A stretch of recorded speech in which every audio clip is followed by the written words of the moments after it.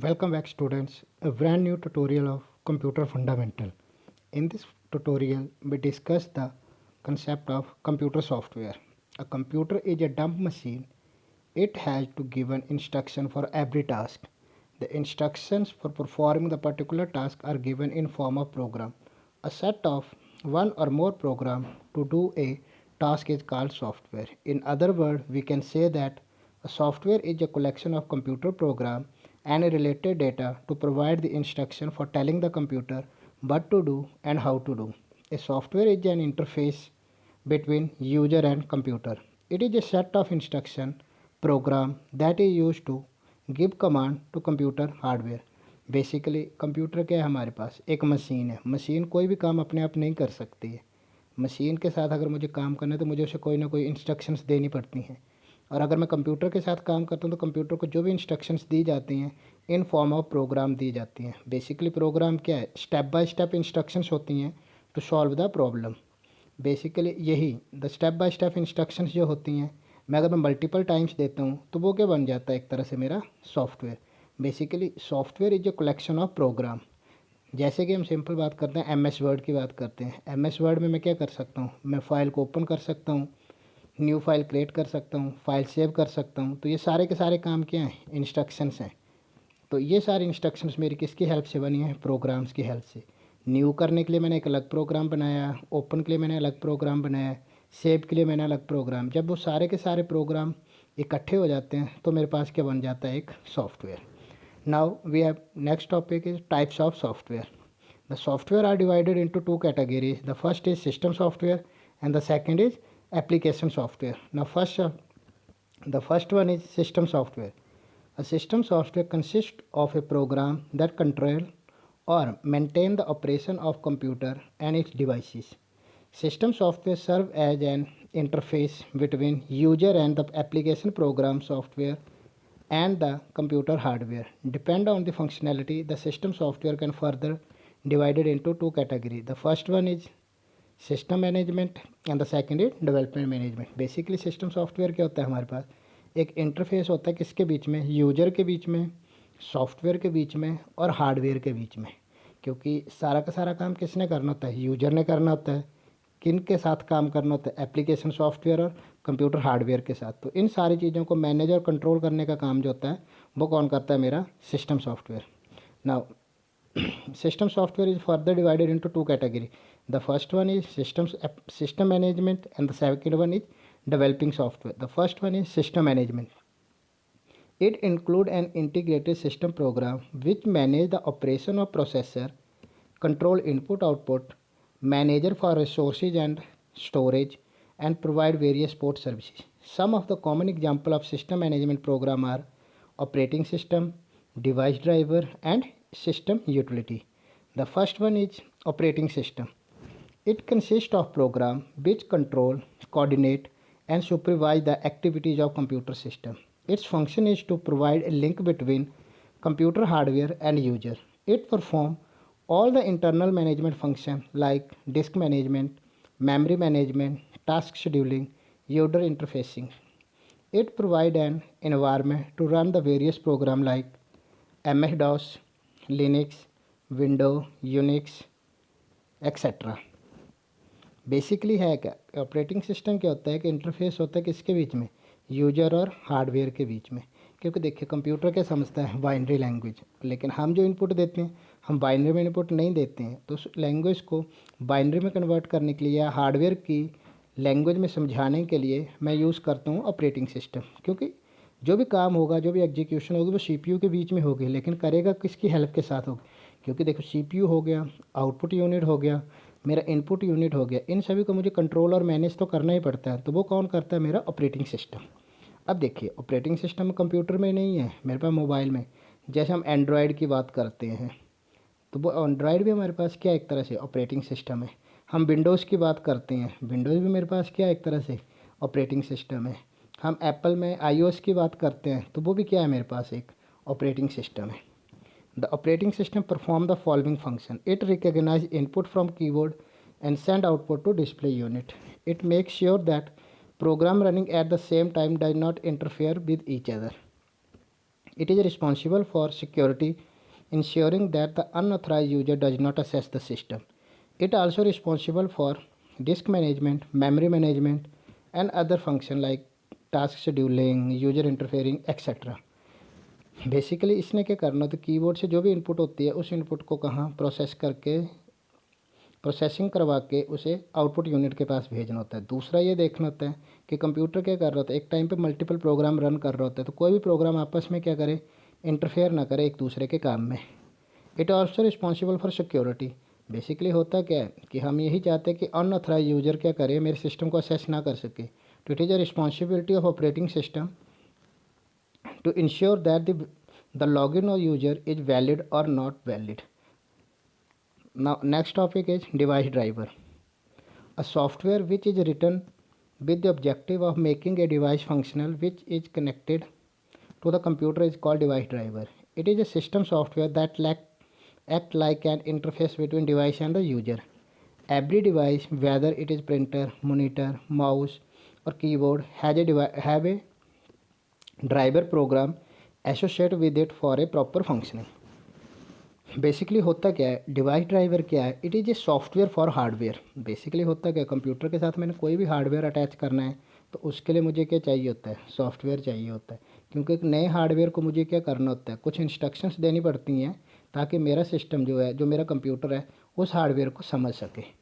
ठीक है, तो ये काम किसका होता है, डिवाइस ड्राइव का। जैसे हम सिंपल से एग्जांपल लेते हैं, अगर मैं अपने कोई कंप्यूटर के साथ पेन ड्राइव भी अटैच करता हूँ तो पेन ड्राइव एक हार्डवेयर है, और उस हार्डवेयर को क्या करना पड़ता है, मुझे कंप्यूटर को समझाना पड़ता है कि मैं नई चीज़ लगा रहा हूँ इसके साथ, तो उसके लिए मुझे उसके ड्राइवर्स इंस्टॉल जो हैं करने पड़ते हैं। लेकिन device driver are not independent program, they assist and all assisted by the operating system for proper functioning.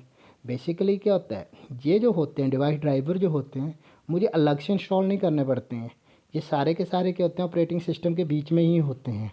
कुछ ऑपरेटिंग सिस्टम्स, कुछ हार्डवेयर के, लाइक जैसे पेन ड्राइव, फिर मेरे पास कीबोर्ड हो गया, माउस हो गया, तो इनके मुझे नहीं करने पड़ते हैं इंस्टॉल, क्योंकि वो बीच में ही है। लेकिन अगर मैं कोई बड़ा हार्डवेयर लगाता हूँ लाइक प्रिंटर, तो प्रिंटर का मुझे ड्राइवर इंस्टॉल करना पड़ता है। स्कैनर का मुझे ड्राइवर इंस्टॉल करना पड़ता है। Now the third one is system utility. These programs perform related to the maintenance of computer. These are the packages which are loaded into computer during the time of installation of operating system. They are used to support, enhance, expand and secure existing program and data in the computer. Basically system utilities क्या होती हैं, जिनका काम होता है मेरे system की performance को इन्हेंस करना। Like we use power booster और we use memory booster in mobile. क्यों यूज़ करते हैं मोबाइल में बूस्टर्स, ताकि मेरा सिस्टम की परफॉर्मेंस इन्हेंस हो जाए। तो सेम केस आता है, मैं कंप्यूटर में भी क्या करता हूँ, एक तरह से मेंटेनेंस सॉफ्टवेयर यूज़ करता हूँ जिन्हें हम सिस्टम यूटिलिटीज़ बोलते हैं। बेसिक यूटिलिटीज़ का काम क्या है, मेरी परफॉर्मेंस को इन्हेंस करना। Now we have some utility programs, like the first one is disk compression. It increases the amount of information that can be stored on a hard disk by compressing all the information stored on the hard disk. This utility works automatically and the use does not need to aware its existence. Basically होता क्या है, डिस्कम्प्रेशन क्या करती है, मेरे system के अंदर जितने भी एप्लीकेशंस होती हैं, जितने प्रोग्राम्स होते हैं, उनको कंप्रेस फॉर्म में जो है स्टोर करके रखती है। जैसे कि कंप्रेस फॉर्म में करने क्या होता क्या है, इससे मेरे सिस्टम की जो स्टोरेज है वो कम यूज होती है। बड़ी बड़ी फाइल्स को क्या हम कर सकते हैं, कंप्रेस कर सकते हैं। The next one is disk fragmentation या disk fragments. It detect computer file whose contents are broken across several locations on the hard disk and move the fragment to one location to increase efficiency. It is used to rearrange file and unused space of hard disk. Basically disk fragmentation ने क्या है ना, जब भी मैं computer के अंदर कोई डेटा सेव करता हूँ, वो डेटा मेरे पास अलग अलग जगह जाके स्टोर हो जाता है, एक साथ तो नहीं होता, क्योंकि मुझे नहीं पता मैं कौन सा एड्रेस वाइज या लोकेशन वाइज तो मैं सेव नहीं करता हूँ। तो होता क्या, कुछ डाटा कहीं पड़ा है, कुछ डाटा कहाँ पड़ा है, कुछ डाटा खाली स्पेस में, कई जगह पे मेरी हार्ड डिस्क में खाली स्पेस है। तो फ्रेगमेंट का काम क्या होता है, खाली स्पेस को क्या करना है, एक साइड करना है, और यूज स्पेस को क्या करना है, उसने एक साइड करना है। जिससे क्या होता है, मेरा सिस्टम की क्या होती है, परफॉर्मेंस जो होती है इंक्रीज हो जाती है, एफिशिएंसी इंक्रीज हो जाती है। The next one is backup utility. It can make a copy of all information store on a disk and restore either the entire disk or selected files. The next one is disk cleaner. It is used to find the file that have not been used for a long time. This utility also serves to increase the speed of slow computer. And the last one is antivirus. It is the utility which is used to scan the computer for virus and prevent the computer system files for being corrupt. Basically होता क्या है, ये तीनों चीज़ें आपस में थोड़ा थोड़ा रिलेट करती हैं। जैसे बैकअप, बैकअप का काम क्या होता है कि मैं सारे के सारे सिस्टम की एक कॉपी बना के अपने पास रख लेता हूँ। अगर इन फ्यूचर अगर कोई प्रॉब्लम आती है तो मैं सिस्टम में क्या कर सकता हूँ, उस चीज़ को रिस्टोर कर सकता हूँ। अब ये चीज़ जो मेरे ऑपरेटिंग सिस्टम की भी आ सकती है या मेरे सिस्टम के अंदर जो मैंने फाइल्स रखी हुई हैं उनकी भी आ सकती है। The next is disk cleaner. Disk cleaner का काम क्या होता है कि मेरे सिस्टम में जो अनयूज्ड फाइल हैं, जैसे टेम्परेरी फाइल्स हैं, जंक फाइल्स हैं, कैश मेमोरी है, रजिस्ट्री में अनयूज्ड फाइल पड़ी हैं, ब्रोकन लिंक्स पड़े हुए हैं, उन सभी को क्या करता है, ये क्लीन करता है, जिसकी वजह से मेरा सिस्टम स्लो हो रहा होता है। इनको क्लीन करने के बाद क्या होता है, मेरे सिस्टम की स्पीड जो होती है इंक्रीज़ हो जाती है। The next one is antivirus. As we know that ना कि हमें क्या होता है, अपने सिस्टम को वायरस से बचाना होता है ताकि मेरे सिस्टम की फ़ाइल या नॉर्मल फाइल जो ख़राब ना होए। तो उस चीज़ के लिए हम क्या यूज़ करते हैं, antivirus. Now we have the second one is developing software. Developing software, it is a software that provides service required for developing and execution of application software. The programming language, language translator, loader, linkers are used for application development program. Basically होता क्या है, computer क्या समझता है, programme समझता है, या computer काम कैसे करता है, एप्लीकेशन सॉफ्टवेयर्स के साथ काम करता है। तो मुझे इन एप्लीकेशन सॉफ्टवेयर्स को बनाने के लिए मुझे क्या करने पड़ते हैं, प्रोग्राम्स लिखने पड़ते हैं, और उन प्रोग्राम्स को लिखने के लिए मुझे क्या चाहिए होती हैं, प्रोग्रामिंग लैंग्वेजेस चाहिए होती हैं। तो इसमें हम यही पढ़ेंगे कि प्रोग्रामिंग लैंग्वेजेस क्या हैं, ट्रांसलेटर्स क्या हैं, लिंकर्स, लोडर्स क्या होते हैं। The first is programming language. A programming language is the primary interface of a programmer with computer. A programming language is an artificial language to express calculation या computation that can be performed by the computer. Each language has its own syntax. That is, syntax mean the set of specific rule and express the logical step of algorithm. Basically programming language क्या होती है कि अगर मैंने computer से कोई काम करवाना है तो मुझे प्रोग्राम लिखने, और उन प्रोग्राम्स को लिखने के लिए मुझे क्या चाहिए होता है, प्रोग्रामिंग लैंग्वेज चाहिए होती है। मेरे पास बहुत सारी प्रोग्रामिंग लैंग्वेजेस हैं। हर लैंग्वेज क्या कहते हैं, कुछ रूल्स बने हुए। देख बेसिकली होता क्या है, लॉजिक सभी के लिए सेम है, लेकिन रूल्स जो होते हैं सभी के क्या होते हैं, चेंज होते हैं। तो रूल्स मीन सिंटैक्स, उनको लिखने का तरीका जो होता है। So we divided programming language into two parts. The first is low level language and the second is high level language. Low level language, low level language basically in which language be used two things. The first is machine level language and the second is assembly language. In machine level, it is sometimes referred as a machine code or object code. It is a collection of binary digits or bit that computer read and interpret. The second one is assembly language. It is used to interface with computer hardware. It instructed commands as a substitution for numbers, allowing human to read the code more easily than binary. It uses English like representation to write a program. Basically क्या है, low level language में क्या होता है, मेरा जितना भी काम होता है मशीन की लैंग्वेज की फॉर्म में होता है। अब मेरे पास मशीन है, मशीन हमेशा बाइनरी लैंग्वेज समझती है। तो सबसे पहले आती है हमारे पास मशीन लैंग्वेज। मशीन लैंग्वेज में क्या, मैं सारा का सारा कोड किस में लिखूँगा, 0 एंड 1 की फॉर्म में। देखिए 0 एंड 1 की फॉर्म में जब भी कोड लिखा जाएगा वो मशीन के लिए बहुत आसान है समझना, लेकिन ह्यूमन के लिए क्या होता है, वो उतना ही मुश्किल होता है समझना। तो ह्यूमन की इसी ड्रॉबैक को दूर करने के लिए हमने एक दूसरी लैंग्वेज बनाई जिसका नाम रखा assembly language. Assembly language basically क्या करती है, निमोनिक्स कोड के साथ काम करती है। निमोनिक्स कोड मीन कि जो पहले बाइनरी काम करती थी, उस बाइनरी काम को करने के लिए मैंने कुछ वर्ड दे दिए, कुछ इंग्लिश वर्ड यूज़ किए मैंने। जैसे अगर मैंने एक डाटा को दूसरी जगह मूव करना है तो मैंने यूज़ किया MOV। मैंने ऐड करना है, मैंने यूज़ किया ADD। तो ये सारी चीज़ें किस में यूज़ की मैंने, मशीन लेवल लैंग्वेज में। पर देखिए बोथ लैंग्वेज जो थी, चाहे वो मशीन थी चाहे असेंबली थी, दोनों का एक ड्रॉबैक था, वो था machine dependency. Machine dependency mean once a code written in one machine, it cannot run on another machine. It only run on the same machine that we develop the same code. Basically होता गया था, जिस machine पे मैंने code लिखा है वो code जो था उसी मशीन पे चलेगा। अगर मुझे दूसरी मशीन पे लेके जाना है उस कोड को, we need to write a new code और a same code one more time. ठीक है, ये दोनों में प्रॉब्लम थी, मेन थी ये थी। तो इसी ड्रॉबैक को दूर करने के लिए हमने एक नई लैंग्वेज बनाई जिसका नाम रखा हमने high level language. It is A machine independent language and use translator. It is also called source code. The most commonly language are basic, C, Fortran, etc. Basically simple सी वर्ड में बोल सकते हैं कि इंग्लिश हाई लेवल लैंग्वेज में क्या किया, plane English word जो थे हमने यूज़ करना शुरू कर दिए, जैसे हम डे टू डे लाइफ में यूज़ करते हैं। अगर मुझे किसी चीज़ को प्रिंट करना भी, need to print something, we use print.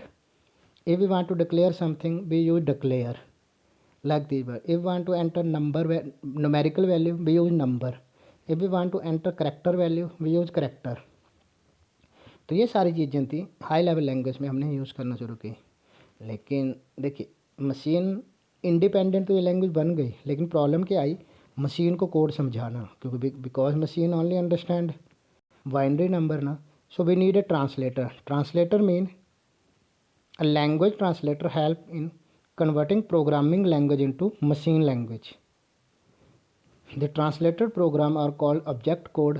Basically हुआ क्या, जो मशीन लेवल लैंग्वेज का जो कोड था उसमें जो था मेरे पास प्लेन कोड को कन्वर्ट करने के लिए जो हमने यूज़ किया उसे हमने बोला ट्रांसलेटर।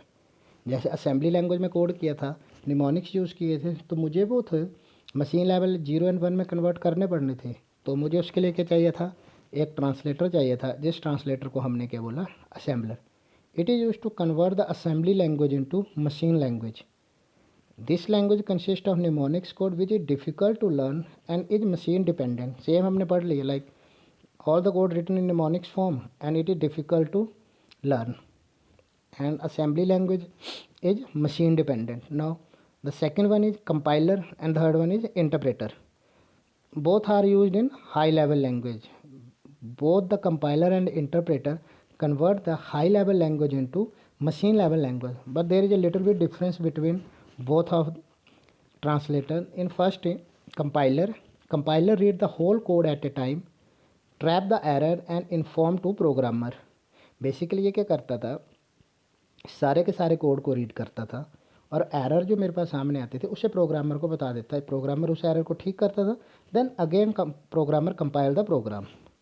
मेरे पास डिफरेंट टाइप की लैंग्वेजेस थी, तो डिफरेंट टाइप के मुझे कंपाइलर चाहिए थे। नाउ इंटरप्रेटर का काम सेम है, it is use to convert the high level language code to machine level language, but line by line. If there is any error in any line during execution, it will report the same time and cannot resume until the error is rectified. Basically computer क्या करता था या interpreter क्या करता था, इसमें क्या करना है, उसने सारे के सारे कोड को लाइन बाई लाइन रीड करता था। अगर कहीं भी एरर मिलती थी उसे, वो वहीं रुक जाता था and report to the programmer to rectify the error. वो तब तक आगे नहीं बढ़ता था जब तक मेरा एरर जो था ठीक नहीं होता था। Now we have linker and the second one is loader. A loader is a kind of system software which is responsible for loading and reallocating of execution program in the main memory. It is a part of program that bring an executed file residing on the disk into memory and start its execution process. Basically क्या था, किसी programme को मैंने execute करना है तो मुझे उसे मेन मेमोरी में लेके आना पड़ता है। तो मेन मेमोरी में लेके आने के लिए, मेमोरी एलोकेट करने के लिए या री एलोकेट करने के लिए या डी एलोकेट करने के लिए जो काम था मेनली, वो कौन करेगा, मेरा loader.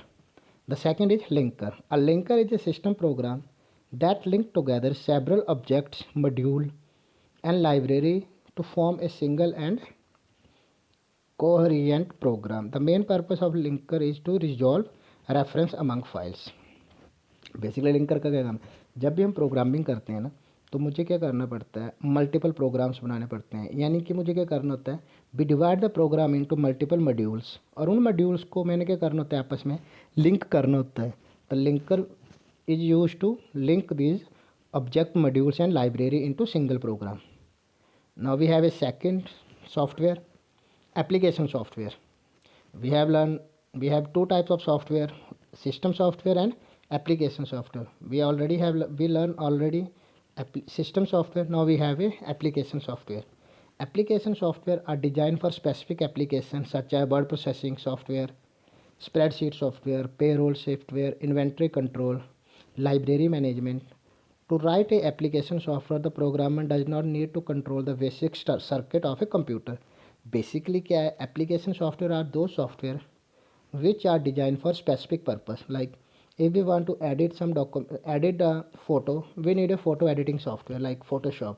If we want to create a news document, we need a document editing or word processing software. If we want to make some calculations, so then we need a spreadsheet program. If we want to manage our library, we need a library management software. So application software are further divided into two parts. The first is general purpose software and the second is special purpose software.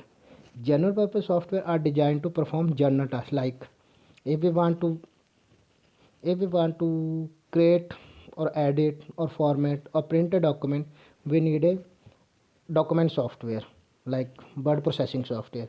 If we want to calculate some numerical calculation, then we need a spreadsheet program. Like we have a first software, word processing software. A word processing software enable us to make use of computer system for creating, editing, viewing, formatting, storing and printing documents. Some popular software are MS Word, WordStar. Basically अगर like in definition, अगर हमें कोई dock create करनी है, कोई भी चीज़ edit करनी है, व्यू करना है, कोई फॉर्मेटिंग करनी है, तो मुझे क्या चाहिए होता है? वर्ड प्रोसेसिंग सॉफ्टवेयर जो है चाहिए होता है.